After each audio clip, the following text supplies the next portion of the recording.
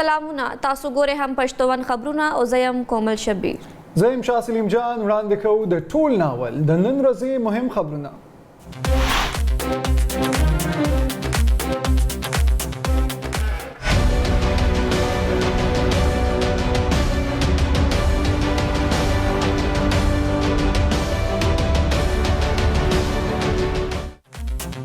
عدت کې د نکاح کیس د عمران خان او بشرا بی بی سزاګانې کلعدم. د اسلام آباد عدالت د پخوانی وزیر اعظم عمران خان او د هغه د میرمنې بشرا بی بی په ضد د سزا خلاف اپیلونه منظور کړي. عدالت د هغوی د بری کولو حکم کړی. سږ کال په 3 فروری د اسلام آباد سیول جج قدرت الله د پی ټی آی بانی او د هغه میرمنې بشرا بی بی ته د 2 کالو قید سزا ورولې وه.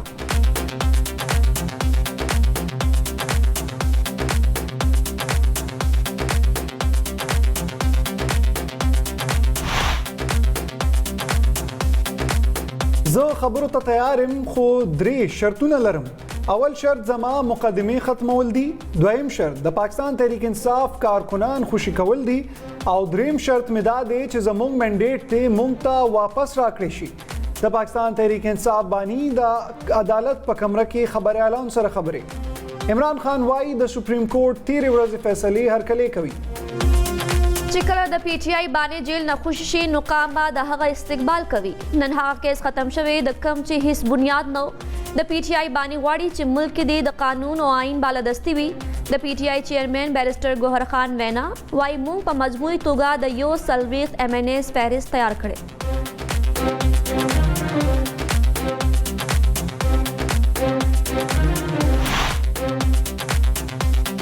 د چیف الیکشن کمشنر په شمول د الیکشن کمیشن غړي دې استعفا ورکړي. څنګه چې وفاقي او صوبایي حکومتونه دي نو داسې بلدیاتي حکومتونه هم پکار دي. د جماعت اسلامي پاکستان امیر حافظ نعیم الرحمن وینا وايي تېره ورځ سپریم کورټ لخوا راغلي فیصلې سره ولس تمه سیوا شوې ده.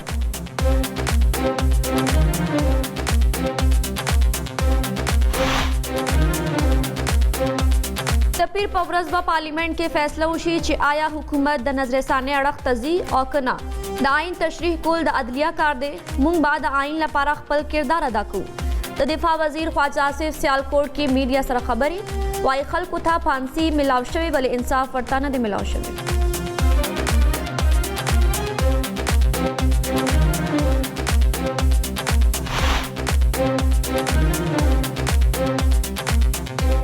اسلام آباد کې وزیر اعظم شہباز شریف د فیڈرل بورڈ آف ریونیو د مرکزی دفتر دورہ. ایف بی آر کې اصلاحات روان دي. ایف بی آر کې د ډیجیټلایزیشن سفر هم شروع شوی.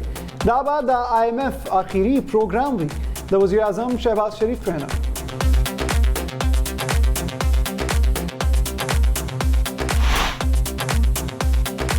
پاکستان او آئی ایم ایف ترمنځ د 2 ارب ډالرو معاهده. د معاهدې باقاعده منظوري بعد د آئی ایم ایف مرکزی بورډ لخوا ورکول کیږي. د منظورۍ نه پس به پاکستان د 20 میاشتو کې د 2 ارب ډالرو قسط ترلاسه کړي.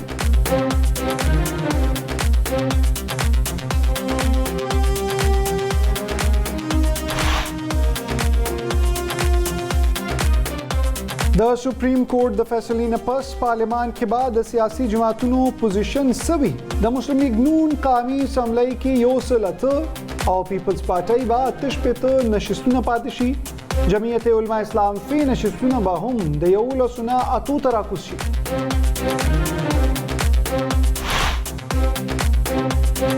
کوئټه کې د اخترآباد په بای پاس سیکیورټي فورسز گاډي سره نږدې چاودنه. پیښه کې 3 کسان جوبل. د یو جوبل تن حالت تشویشناک. د دماکې نه پس بای پاس د هر قسمه ټرافیک لپاره بند.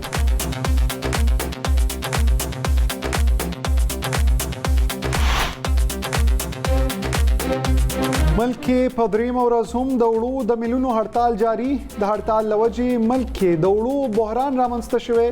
د میلونو مالکان د ټیکس خلاف هړتال کوي.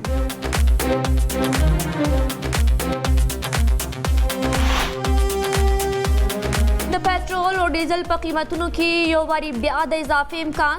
د جولای 14 څخه د پټرول 1 لیټر قیمت کې شاوخوا 2 روپو اضافې امکان دی. د ډیزل په 1 لیټر کې د 4 روپو زیاتوالی خبرونه ورکړل شوي. حکومت د جولای په اولنۍ نیټه د 2 هفتو لپاره د تیلو قیمتونو کې لوی اضافه کړې وه.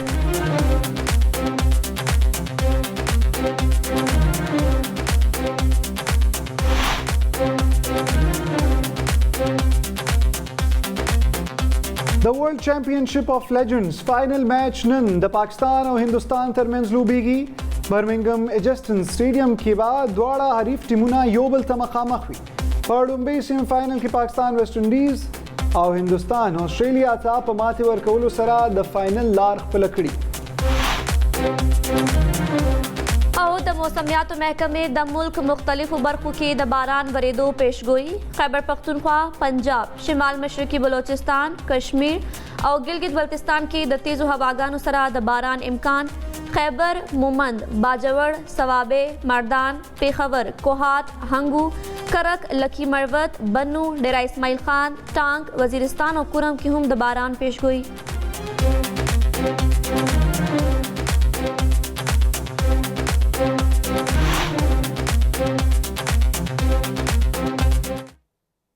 مهم خبرونه تاسو کتل اخلو یو وړه شاندما د مینه پس راځو د خبرونو تفصیل سره هم پښتو انصر اوسه.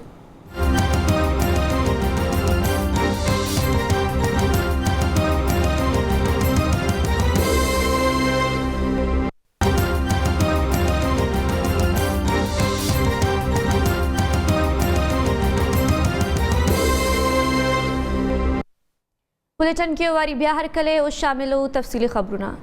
اسلام آباد کې یو عدالت د تحریک انصاف بانی او د هغه ښځې بشرا بیبي عدت کې د نکاح په مقدمه کې بری کړي دي.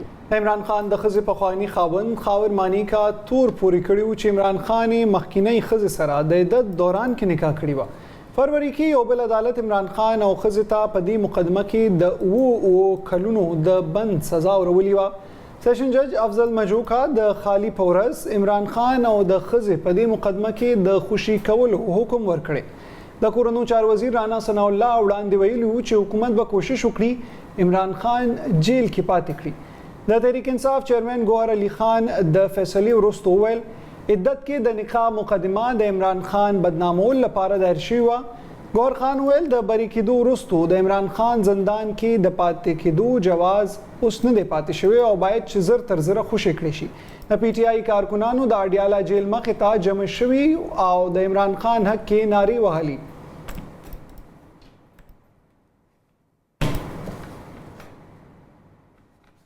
د پاکستان تحریک انصاف بانی او بشرا بیبي د جیل نه خوشي کېدو امکان نشته. د راولپنډۍ د ترهګر ضد عدالت د لاهور پولیسو ته د 9 مئی په مقدمو کې د تحریک انصاف د پخواني مشر د نیولو اجازت ورکړې ده. پولیسو هم په جیل کې د پی ټی آی د بانی نه د مقدماتو د تفتیش کولو فیصله کړې ده. بل اړخ ته د اډیالا جیل انتظامیې ته د سایفر کیس او د 9 مئی 15 کیسونو روبکار نه دی ترلاسه شوی. د جیل انتظامیې د سرچینو له مخې تر څو چې شپږ روبکار نوي راغلي نو فوري رهایی ممکن نه ده. د سرچینو تر مخه د نیب په نوي ریفرنس کې د بشرا بیبي د نیولو هم امکان دی. د نیب ټیم اډیالا جیل ته رسیدلی دی.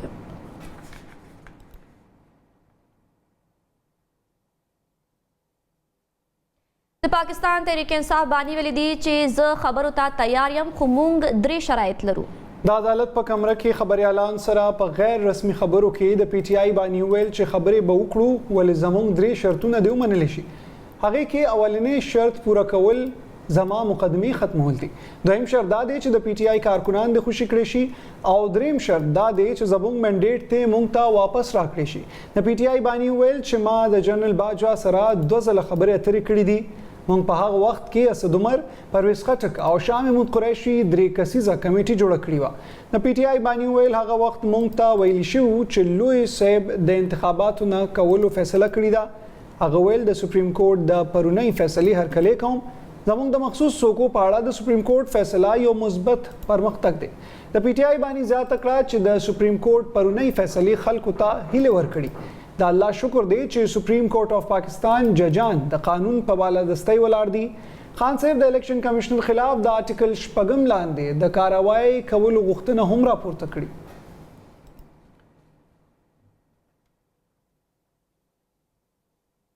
د پاکستان تحریک انصاف چیرمن بیرسټر ګوهر علي خان وایي چې کله د پی ټی آی بانی جیل نه خوشي شي نو قام د هغه استقبال کوي. عدت نکاح کیس فیصلې نه پس میډیا سره خپلو خبرو په وخت بیرسټر ګوهر زیاته کړه چې موږ د عدلیې شکریا ادا کوو. نن هغه کیس ختم شوی د کوم چې هیڅ بنیاد نه. هغه زیاته کړې ده چې پاکستان تحریک انصاف جوړونکي غواړي چې ملک کې د قانون او آئین بالادستی وي. د پی ټی آی چیرمن بیرسټر ګوهر زیات کړه چې موږ د IMNAs فهرستونه هم تیار کړي دي.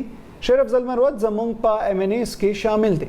بیرسټر ګوهر علي خان ویل چې موږ به لیسټونه په 15 ورځو کې الیکشن کمیشن ته وړاندې کړو او الیکشن کمیشن به 7 ورځې وروسته زموږ د امیدوارانو تصدیق هم وکړي. بیرسټر ګوهر ویل چې موږ په مجموعي توګه د 140 MNAs فهرست تیار کړی. د نن شپې 11 بجو پورې به ټول امیدوارانو بیان حلفي هم موږ سره جمع شي.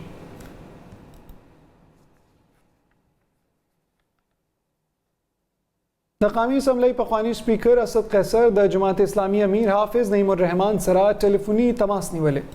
د دواړو مشرانو ترمنځ د ملک په موجوده سیاسي صورتحال خبرې اترې شوي. د آئین او قانون بحالۍ لپاره د تحریک په اړه تفصیلي خبرې اترې شوي. د جماعت اسلامي امیر حافظ نعیم الرحمن د مخصوصو څوکو په اړه د سپریم کورټ د فیصلې هرکلی وکړو. حافظ نعیم الرحمن د سپریم کورټ د تاریخي فیصلې مبارکي ویلې. هغه ویل چې د فیصلې وروسته پکار ده چې چیف الیکشن کمشنر استعفا ورکړي. د قومي اسمبلی پخوانی سپیکر اسد قیصر د جماعت اسلامي د امیر مننه وکړه. هغه ویل د سپریم کورټ تاریخي فیصله به په هیواد کې جمهوریت مضبوطه کړي. د سپریم کورټ د ججانو نوم به په تاریخ کې یاد ساتلی شي.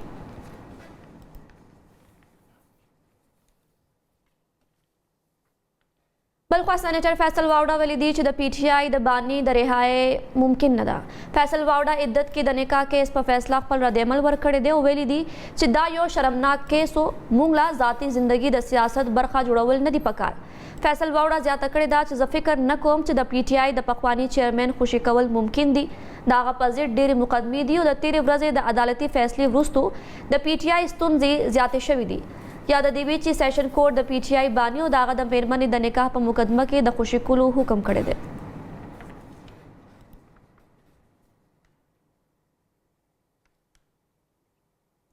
د خیبر پختونخوا د اطلاعاتو مشیر بیرسټر سیف وای د سپریم کورټ تاریخي فیصلې د علي امین ګنډاپور د دریځ تایید کړی دی. د مخصوصو څوکو په اړه د تاریخي بریا کریډټ وزیر اعلی علي امین ګنډاپور ته ځي. د خیبر پختونخوا وزیر اعلی د ټولو ناول د الیکشن کمیشن د غیر آئینی ګامونو مخه نیولې وه. په خپور شوي بیان کې بیرسټر سیف وای علي امین ګنډاپور ته د خیبر پختونخوا په ځینې څوکو د حلف اخیستو اجازت هم نه دی ورکړی شوی. وزیر اعلیٰ علي امین گنڈاپور د ټولو غیر آئینی گامونو پر ضد کلک ولاړو. اس تمام فیصلے میں جتنے بھی عوامل کار فرما تھے اس میں خیبر پختونخوا کے وزیر اعلیٰ علي امین گنڈاپور صاحب کا کردار بہت اہم ہے. انہی کا کردار تھا، انہی کی کوششیں تھی جس کے نتیجے میں یہ سارے عمل کو تقویت ملی اور یہ فیصلہ جو آج آیا اس میں بنیادی طور پر وہ تمام فیصلے کار فرما تھے جو انہوں نے الیکشن کمیشن کے حوالے سے اور مخصوص نشستوں کے حوالے سے خیبر پختونخوا میں لیے. الیکشن کمیشن کی تمام تر دھاندلیوں اور غیر آئینی اقدامات کے باوجود جن کے تحت تحریک انصاف کو اپنے انتخابی نشان سے محروم رکھا گیا، پھر تحریک انصاف کو تحریک انصاف کے نام سے الیکشن امیدواروں کو اسمبلی میں اپنی شناخت سے محروم کیا گیا. یہ تمام غیر آئینی اقدامات ان کے خلاف چیف منسٹر خیبر پختونخوا علي امین گنڈاپور صاحب نے سٹینڈ لیا، سپریم کورٹ نے ایکشن لیا اور چند ماہ کی سماعتوں کے بعد آج یہ انتہائی بڑی فتح تحریک انصاف کے کارکنان کو ملی. تو سب کچھ جو ہے اور یہ ساری ایفرٹس جو ہیں ان کا آغاز علي امین گنڈاپور صاحب کی کوششوں سے ہوا. اس کا کریڈٹ بڑی حد تک ان کو جاتا ہے. پاکستان تحریک انصاف وايي پیپلز پارټي سره د اتحادي حکومت جوړولو هیڅ اراده نه لري. د پی ټی آی چیرمن ګوهر علي خان د سپریم کورټ فیصلې وروسته خبرې کولې چې پکې مخصوص سیټونه دي ډلې ته ورکولو حکم شوی دی. ګوهر خان ویل د وزیر اعظم شهباز شریف خلاف د عدم اعتماد پیش کولو یا نه پیش کولو فیصله د پارټۍ مشران کوي. هغه ویل چې پی ټی آی تر دې وخت د عدم اعتماد پیش کولو هیڅ اراده نه لري. د سپریم کورټ د فیصلې وروسته دا امکانات راڅرګند شوي چې قومي اسمبلی کې د پاکستان تحریک انصاف د ممبرانو شمیر 114 ته ورسیږي. په آزاد حیثیت کامیاب شو د پی ټی آی ممبرانو سنی اتحاد کونسل کې شامل شو. وړاندې اسمبلی کې د ممبرانو شمیر 92. ګوهر خان ویل قومي اسمبلی کې اکثریت ترلاسه کولو وروسته به حکمت عملي اعلان کړي.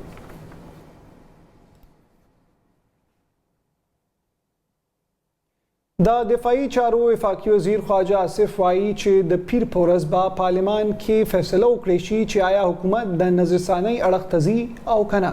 سیالکوټ کې میډیا سره د خبرو اترو په وخت د دفاع وزیر زیاته کړه چې د آئین تشریح کول د عدلیه کار دی او موږ به د آئین لپاره خپل کردار لوبو. هغه زیاته کړه چې خلکو ته پانسي ملاو شوي ول انصاف ورته نه دی ملاو شوی. کل کا فیصلہ جو ہے میں میری دانست میں جو ہے میری ہمبل رائے میں جو ہے وہ آئینی فیصلہ نہیں تھا. اس میں سیاسی مضمرات جو تھے وہ بڑے واضح نظر آ رہے تھے. جو آئین ڈیوائیڈ کرتا ہے پارلیمنٹ کے فنکشنز جو ہیں جو اس نے آئین نے عطا کیے ہوئے ہم ان کو پروٹیکٹ کریں. ہم نے پھر بھی جو ہے نا وہ اپنی لمٹس میں رہ کے جو ہے اپنا کردار ادا کیا ہے. یہ فیصلہ نہ صرف جو ہے وہ دہلیز تک نہیں پہنچایا گیا ایک ایسے فریق کے جس نے ان کا دروازہ ہی نہیں کھٹکایا تھا, جو سائل ہی نہیں تھا اس کو دہلیز پہ پہنچایا, اس کی دہلیز پہ پہنچایا. پی ٹی آئی فریق تھی, نہ ہی نشستوں کا دعویٰ انہوں نے کیا ہوا تھا, کوئی کلیم ان کا نہیں تھا, نہ ہی انہوں نے کوئی ریلیف مانگا ہوا تھا. ایسی منہ شگافیاں اس فیصلے میں آئی ہیں جن کا کوئی بندہ کبھی سوچ بھی نہیں سکتا کہ وہ یہ اس طرح کا بھی فیصلہ جو ہے. ہماری اعلیٰ ترین عدلیہ جو ہے, میں بڑا رسپیکٹ کرتا ہوں, نارملی میں کومنٹ سے گریز کرتا ہوں. جماعت اسلامی پاکستان امیر حافظ نعیم الرحمان ویلي دي چې د چیف الیکشن کمشنر په شمول د الیکشن کمیشن غړي د استعفا ورکړي. کراچۍ کې میډیا سره خبرو کې حافظ نعیم الرحمان ویل سپریم کورټ څخه غوښتنه شوې چې د انتخاباتو په اړه عدالتي کمیشن جوړ کړي. که دا کار ونه شي نو خلکو کې به مایوسي خوره شي. هغه ویل لکه څنګه چې وفاقي او صوبایي حکومتونه دي نو داسې بلدیاتي حکومتونه هم پکار دي. حافظ نعیم الرحمان زیاته کړې ده چې 13 ورځ سپریم کورټ لخوا راغلې فیصلې سره 19 تمه سیوا شوې ده چې اوس هم عدالت کې فیصلې په میرټ کیږي. د عدالت د فیصلې نه پس د الیکشن کمیشن هیڅ حیثیت نه دی پاتې.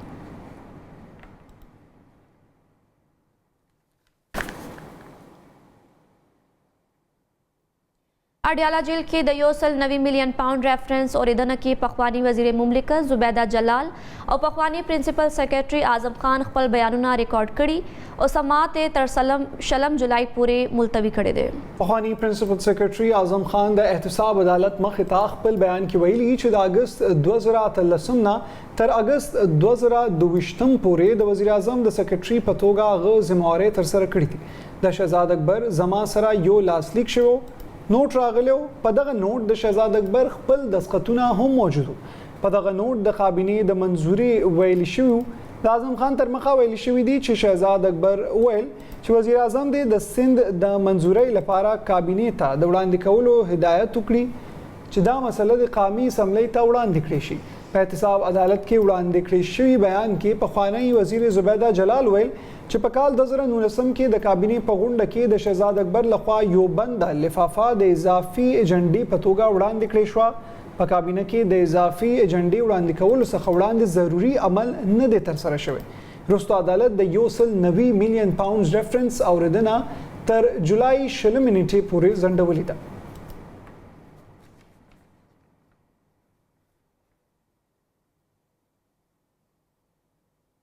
پخوانی وفاقي وزیر فواد حسین چودھری ویلي چې د عدالت 11 ججانو په الیکشن کمیشن چارج شیټ لګولې. الیکشن کمیشن ټول انتخابي عمل شکمن کړي. د عدالتي فیصلې نه وروسته دا مطالبه او زور اخلي چې الیکشن کمیشنر دی استعفا ورکړي. د جهلم څخه جاری شوی یو بیان کې فواد چودھری ویل په اسمبلی کې د اکثریت لپاره پی ټی آی د دیش نه تر 15 سوکو ته اړتیا لري. راتلونکي 15 ورځې د حکومت لپاره ډېرې مهمې دي. وزیران پریشان دي, مخصوص سیټونه پی ټی آی لنا نو چاله ورکړو. هغه ویل د قانون وزیر سینیټر اعظم نذیر تارړ نه د عدالت کاروایی اوریدلې او نه اټارنی جنرال په سم ډول بریفینګ ورکړي.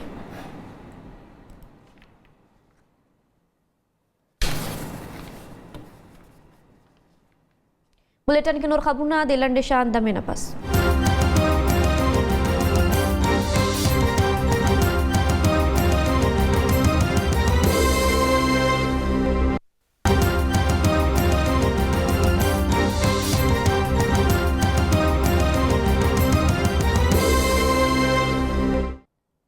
د مسلم لیگ نون مشر میاں نواز شریف د پارټۍ هنګامي غونډه رابللې. سرچینې وایي چې نواز شریف د وزیر اعظم شهباز شریف په شمول د پارټۍ قیادت مري ته رابللې. په غونډه کې به د پارټۍ سینیر غړي هم ګډون کوي. سرچینو دا هم ویل د مسلم لیگ نون قانوني ټیم به د سپریم کورټ د فیصلې په اړه بریفینګ ورکوي. د پارټۍ په غونډه کې د مهمو فیصلو امکان دی. یاد دی چې د مخصوصو څوکو په اړه په مقدمه کې د سپریم کورټ د فیصلې وروسته د پاکستان مسلم لیگ نون مشرانو سختې څرګندونې مخې ته راغلي، ولې د فیصلې په رڼا کې پاکستان مسلم لیگ نون په قومي اسمبلی کې خپل اکثریت د لاسه ورکړی، خو د پنجاب اسمبلی کې د هغوی پوزیشن اوس هم مستحکم دی.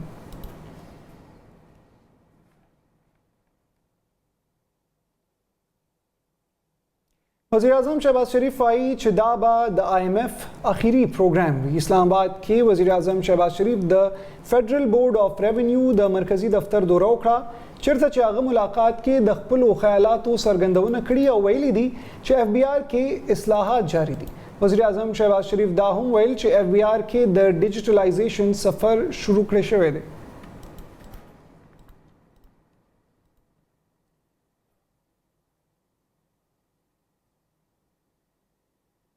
نړیوالې مالیاتي ادارې IMF ویلي دي چې پاکستان سره د $7 ارب معاهدې ته رسیدلې ده. د IMF د یو بیان تر مخه معاهده روان کال مئی میاشت کې په اسلام آباد کې د مذاکراتو په نتیجه کې ترسره شوه. د معاهدې باقاعده منظوري به د IMF مرکزی بورډ لخوا ورکول کیږي. که مرکزی بورډ منظوري ورکړه نو پاکستان به 29 میاشتو کې د $7 ارب قرضه په قسطونو کې ترلاسه کړي. IMF ویل چې نوی پروګرام به د پاکستان د اقتصادي اصلاحاتو پروګرام کې مرسته کوي. د اصلاحاتي پروګرام کې ټیکس زیاتول، د سرکاري ادارو انتظام ښه کول او په معاشي توګه د کمزوري خلکو مدد کول شامل دي. د خزانې وفاقي وزیر محمد اورنګزیب IMF سره د نوي معاهدې هرکلی کړی.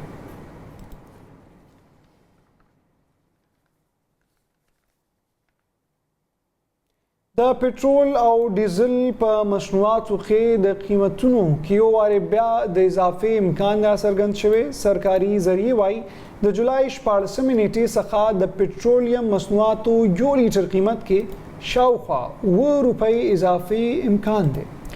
د ډیزل په 1 لیټر کې د $4 زیاتوالی خبرونه ورکړل شوي دي. حکومت د جولای په اولنۍ نیټه د 2 هفتو لپاره د تیلو قیمتونو کې لویه اضافه کړې وه.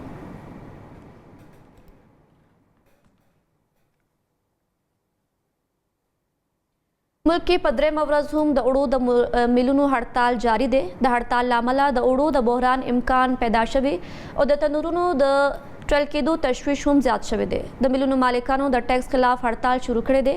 د فلور ملز اسوسییشن یو مرکزی مشر عامر عبدالله وایي هړتال به تر نامعلومه مودې پورې جاری وي. هغه ویل ټیکس لګولو سره امکان دی چې د 1 کیلو اوړو په قیمت کې د $10 اضافه وشي. د حکومت او اوړو میلونو مالکانو ترمنځ خبرې ناکامه شوې دي. د FBR چیرمن وایي د اوړو مالکان پیسې ډېرې ګټي ولې ټیکس نه ورکوي.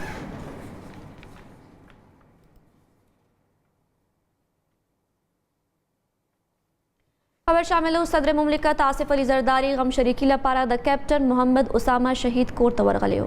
محمد اسامه 2 ورځې وړاندې شمالي وزیرستان کې ترهګرو سره د ډزو تبادله کې شهید شو. صدر مملکت پنډۍ کې د شهید پلار سره ملاقات کې خواخوږي څرګنده کړي. یو بیان تر مخه آصف علي زرداری د شهید بهادرۍ جذبه او وطن لپاره خدمات ستاینه وکړه. صدر مملکت ملک لپاره د ژوندي قرباني ورکولو هغه له عقیدت څرګند کړی دی. صدر مملکت د شهید لپاره فاتحه هم لوستلی.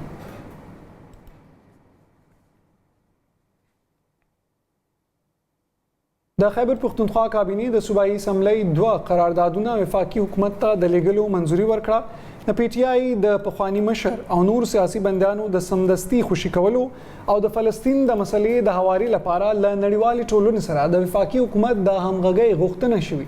صوبایي کابینې د خیبر پختونخوا د قانونو او معدنیاتو اکټ کال 2013 کې د مهمو ترمیمونو منظوري هم ورکړه. صوبایي کابینې غنداره د صوبې د ثقافتي میراث په توګه اعلان کړي او له وفاقي حکومت څخه په دې اړه د هیڅ قسمه قانونسازي نه کولو غوښتنه کړې. کابینې وړاندیز شوی چې دستاویز نامناسبه او د صوبایي دایره اختیار کې لاسوهنه وبلله. د کابینې په غونډه کې د وفاقي حکومت لخوا وړاندیز شوی د غنداره کوریډور اکټ 2023 کال مخالفت شو. په سرکاري پوهنتونونو کې د وایس چانسلرانو د تقررۍ لپاره د اکیډمیک سرچ کمیټۍ د یو ځل بیا جوړولو فیصله هم د کابینې په غونډه کې ترسره شوې ده.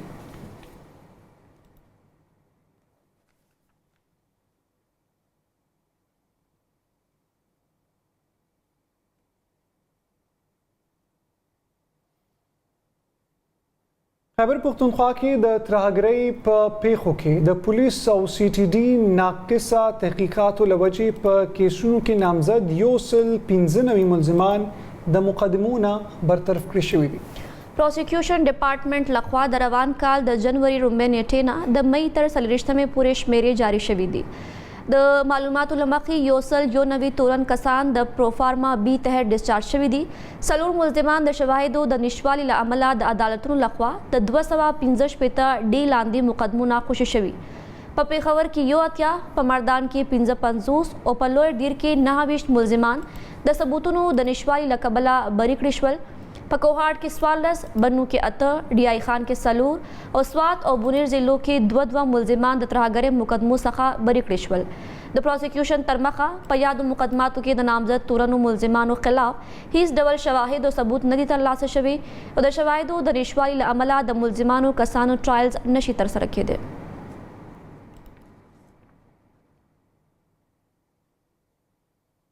تحصیل رستم کې نامعلومه ترهګرو په پولیس چوکۍ باندې حمله کړې ده. پیښه کې یو ځوان په حق رسېدلی او یو پولیس اهلکار سخت ژوبل شوی دی.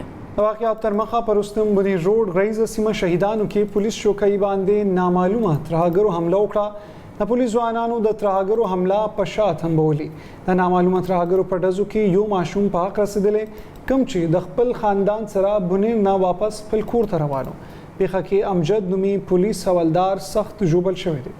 د پولیس د جوابي ډزو سره نامعلومه ترهګر د شپې په تیارې کې غریزه سیمې ته تښتېدو کې بریالي شول. د پیښې وروسته پولیس د علاقې محاصره کړي او د ترهګرو لټون عملیات پیل کړي دي.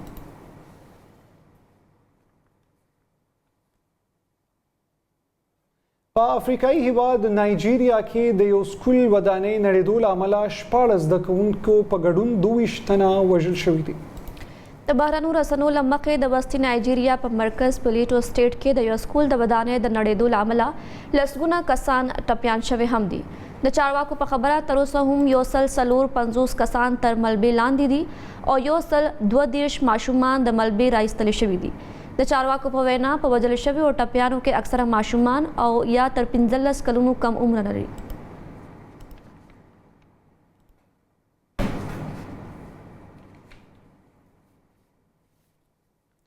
اوس وړاندې کوو د لوبو حال او په لوبو کې ټول ناول خبره کوو د ورلد چیمپینشپ آف لیجنډز فاینل نن ترسره کیږي. په فاینل کې د پاکستان او هندوستان روایتي حریفانو ټیمونه یو بل ته مخامخ دي. د برمنګم په ایجبسټن سټیډیم کې دواړه حریف ټیمونه یو بل ته مخامخ لوبېږي. په لومړي سیمی فاینل کې پاکستان ویسټ انډیز ته او هندوستان آسټرالیا ته ماتې ورکولو سره د فاینل لار خپله کړې وه. کامی ټیم ګروپ راوند کې د غیر معمولی غوره کارکردګۍ څرګندونه کړې او په 5 کې 4 میچونه په خپل نوم کړل. روایتي حریف هندوستان ته هم ماتې ورکړې وه.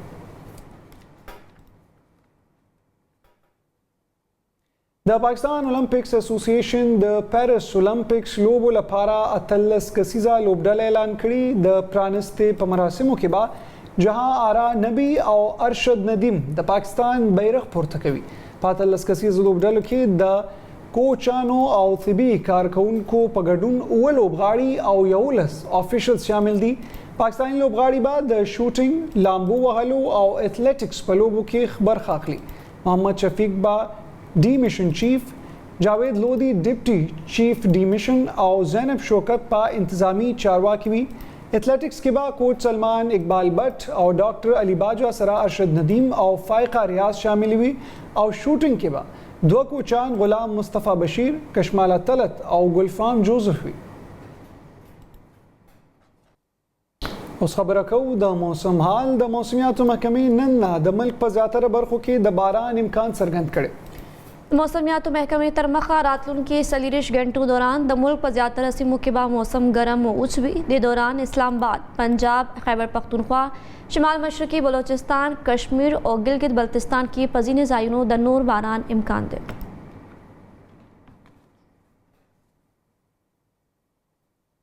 د موسم حال سره د هم پښتون دا بلیټن پای ته ورسېدو. د نورو تازه خبرونو او معلومات لپاره تاسو زموږ سوشل میډیا باندې کتئ شئ. د لوی الله په امان.